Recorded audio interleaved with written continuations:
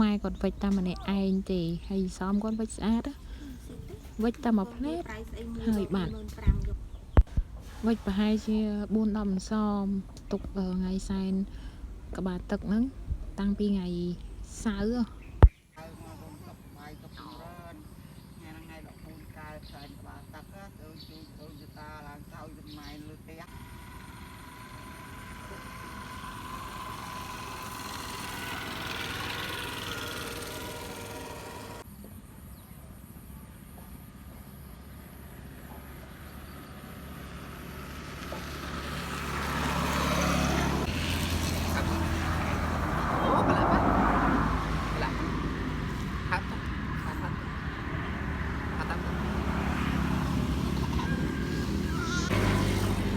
នេះត្រឡប់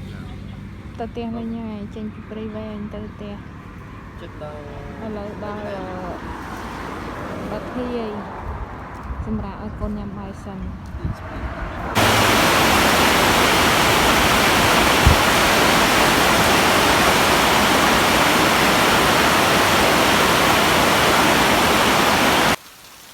មកដល់កំពង់ឆ្នាំងវិញភ្លៀងល្មមទៅទឹកអស់លីងដល់ផ្ទះទឹកតែទៅទឹកទៅបន្តិចទេព្រោះជិតដល់ផ្ទះហើយ